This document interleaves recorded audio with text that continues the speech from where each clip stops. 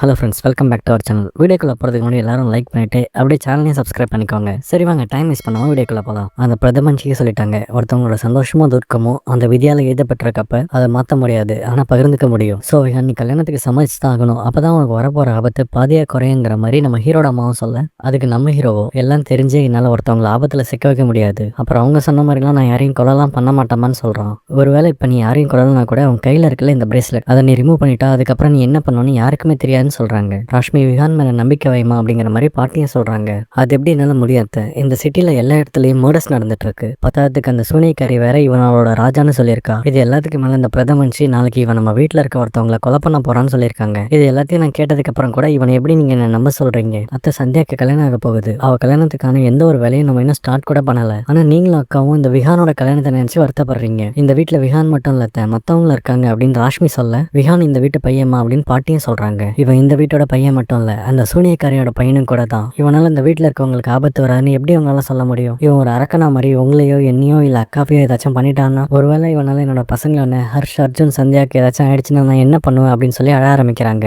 ஏன் நீங்க எல்லாரும் சித்தியா ஒரு மாதிரி பாக்குறீங்க? அவங்க சரியா தானே சொல்றாங்க. என்னால நம்மளோட ஃபேமிலியில இருக்கவங்களுக்கு என்ன வேணாலும் ஆகலாம், ஏன்னா எங்களோட உடம்புல இந்த சூனியக்காரியோட ரத்தம் தானே ஓடுது, அப்புறம் எங்களோட உடம்புல ஹியூமன் பிளட் ஓடிட்டு இருக்கு. அப்படி இருந்தும் நாங்க உங்களை விட்டு போகணும்னு நினைக்கலன்னா அப்புறம் ஏன் நீங்க மட்டும்? ஓகேம்மா, நீங்க சொன்ன மாதிரி நம்ம எல்லாரும் இந்த வீட்டை விட்டு போயிடலாம். நீங்க என்ன, ஹர்ஷன்னா, சந்தியாக்கா, அப்புறம் அப்பான்னு எல்லாரும் போயிடலாம். அப்படி நம்ம எல்லாரும் இங்கேருந்து போயிட்டு அதை விட மோசமாக என்ன நடந்துட முடியும்? நம்ம பாட்டி எப்பவும் போல டெய்லி காலையில் உங்களை எழுப்பிவிட மாட்டாங்க. உங்கள் ஃபோனில் நீங்களே எல்லாரும் வச்சுக்கோங்க. அப்புறம் பெரியம்மா உங்களுக்கான மெடிசன்ஸையும் கோவில் பிரசாத்தையும் இனி கொடுக்க மாட்டாங்க. ஸோ உங்கள் ஃபோனில் ரிமைண்டர் வச்சுக்கோங்க. அப்பாவோட பிஸ்னஸ்க்கு வேணும் ஹெல்ப் பண்ணிட்டு இருக்காருல்ல, அதுக்கான எந்த ஒரு கிரெடிட்ஸையும் அவர் எடுத்துக்கிட்டது இல்லை. இனி அதை அவர் பண்ண மாட்டாரு, அவருக்கு பதிலாக நான் பண்ணுவேன். அப்புறம் அப்பா நான் அதுக்கான மணி கிரெடிட்னு ரெண்டையும் உங்ககிட்ட இருந்து எடுத்துப்பேன் அப்படின்னு அவன் சொல்லிட்டு இருக்கேன். அப்போ நம்ம ஹர்ஷங்க வந்து, அம்மா நீங்கள் நினைக்கிறீங்களா பாட்டி பெரியம்மா அப்புறம் நம்ம விகானாக்கு சந்தியாவோட என்கேஜ்மெண்ட் பற்றின எந்த கவலையும் இல்லைன்னு உங்களுக்கு ஞாபகம் இருக்கா? அன்னைக்கு மாப்பிள்ளை வீட்டுக்காரங்க முன்னாடி நம்ம அர்ஜுன் ஒரு சீனியை கிரியேட் பண்ணிட்டான். ஆனால் அன்னைக்கு எனக்கு முன்னாடி விகானா போய் அவங்க எல்லார்கிட்டையும் மன்னிப்பு கேட்டாரு. நம்ம சந்தியாவோட கல்யாணம் நடக்கணும்னு அவங்க முன்னாடி விகானா கை கட்டி நின்னாரு. அவளோட கூட பிறந்த அண்ணன் நான் பண்ண வேண்டியதை விகானா அன்னைக்கு அவளுக்காக செஞ்சாரு.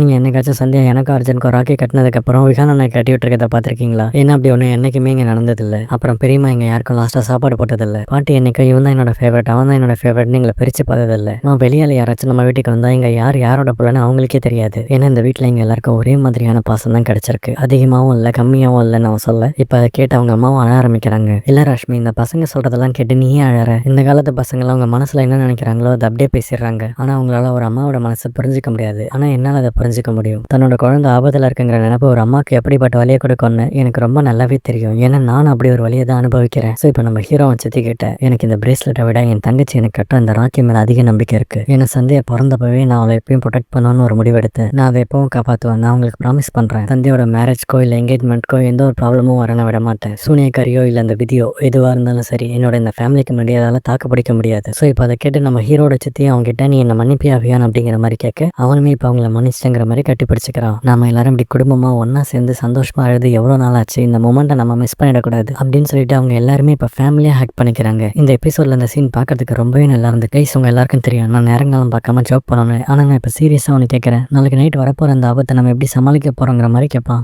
ராஷ்மி எல்லா டோஸையும் லாக் பண்ணிட்டேமா அப்படிங்கிற மாதிரி பாட்டியும் இப்போ கேட்க, அதுக்கு அவங்களும் எல்லாத்தையும் பண்ணிட்டேன் அப்படின்னு சொல்கிறாங்க. இந்த கோடு என் கையை எரிச்சு அந்த நாகமணியோட மணலாக போடப்பட்டிருக்கு. இந்த கோட்டை தாண்டி எந்த ஒரு சூனியக்காரியும் நம்ம வீட்டுக்குள்ளே வரணும்னு நினச்சா இந்த மணலாவில் காட்டி கொடுத்துரும். சூனியக்காரி எதுக்காக நம்ம வீட்டுக்குள்ளே வரப்போறா? ஏன்னா உள்ள ஆபத்து இருக்குன்னு அவளுக்கு தெரியும். அவளுக்கு நீ அரக்கனா மாதிரி எங்களில் ஒருத்தவங்களை நீ கொலை பண்ணணும். சித்தி, என்னால் யாருக்கும் எந்த ஆபத்தும் வராது, நான் என்ன சங்கிலிகளால் கட்டி போட்டுக்கிறேன். ஒருவேளை அவள் வந்து என்ன அந்த சங்கிலிகள்லேருந்து விடுவிக்க ட்ரை பண்ண கூட அதை அவளால் பண்ண முடியாது. நான் உங்களுக்கு ப்ராமிஸ் பண்ணுறேன், இன்னைக்கு நைட்டு உங்க யாருக்கும் எதுவும் ஆக நான் விட மாட்டேன் அப்படின்னு சொல்லிட்டு நம்ம ஹீரோ நீளமான சங்கிலி எடுத்துட்டு வந்து அவனோட கையையும் காலையும் கட்டிக்கிறான். சரி, இப்போ நம்ம ஹீரோட அம்மா இந்த நாகமணியை கொண்டு வந்து அவன் முன்னாடி வைக்கிறாங்க. அந்த மணியோட பவர்ஸ்னால நம்ம ஹீரோ கஷ்டப்படுறத பார்க்குறவங்க இப்போ அதை அங்கேருந்து எடுத்துடுறாங்க. நீங்க என்ன பண்றீங்க? அந்த நாகமணியை அங்கேயே வைங்க, உங்களுக்கு தெரியும்ல அதால மட்டும்தான் இந்த செயின்ஸை பிரேக் பண்ணாம தடுக்க முடியும்னு. அதை அங்கேயே வைங்கம்மா, அதுதான் நமக்கு இருக்க ஒரே வழி அப்படிங்கிற மாதிரி நம்ம ஹீரோ சொல்ல, இப்போ அவங்களும் நம்ம ஹீரோ சொன்ன மாதிரியே செய்யறாங்க.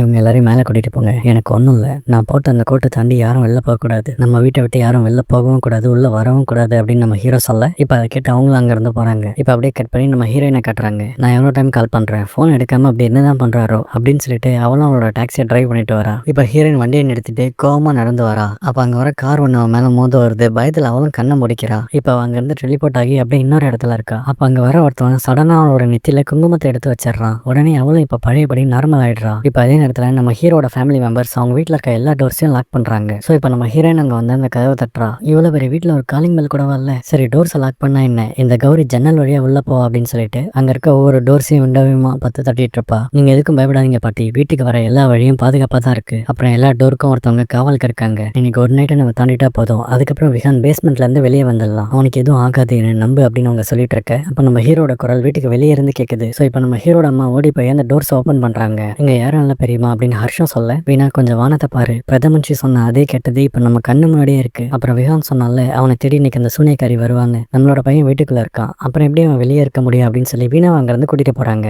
என்ன காப்பாத்துங்க அப்படின்னு சொல்லிட்டு இப்ப நம்ம ஹீரோ உடம்பு போற ரத்தத்தோட அங்க வரான். இல்ல வீணா, அது நம்ம விஹான் இல்ல, அந்த மாரிசன் கூட தங்கமான் மாதிரி ஒரு மாதிரி வந்ததுனாலதான் அன்னைக்கு லக்ஷ்மணன் சீதாதேவி விட்டுட்டு போனாரு. இது அந்த சூனியக்காரியோட மாயை தான், இது நம்ம விஹான் இல்ல அப்படின்னு பாட்டியும் சொல்றாங்க. நான் போய் அண்ணாவை பாத்துட்டு வரேன், நீங்க எங்கேயும் போயிடாதீங்க பெரியமா அப்படின்னு சொல்லிட்டு ஹர்ஷம் அங்க இருந்து ஓடுறான். இப்ப நம்ம ஹீரோட அம்மா உங்க மாமியார் சொன்னதை கேட்காம அந்த கோட்டை தாண்டி போறாங்க. அப்ப அங்க நம்ம ஹீரோ மாதிரி வந்திருக்க அந்த சூனியக்காரியோ அவளோட உண்மையான உருவத்துக்கு வரா. இதோட இந்த எபிசோட முடியுது. இதுக்கப்புறம் வரப்போற எபிசோட்ஸ்லாம் சும்மா வேற லெவல்ல இருக்க போது. ஸோ அதையும் மிஸ் பண்ணாம பாருங்க. அப்புறம் நம்ம டெலிகிராம் சேனலோட லிங்க் டிஸ்கிரிப்ஷன்ல கொடுத்துருக்கேன், யூடியூப்ல அப்லோட் பண்ண முடியாது, அதில் போடுறேன்.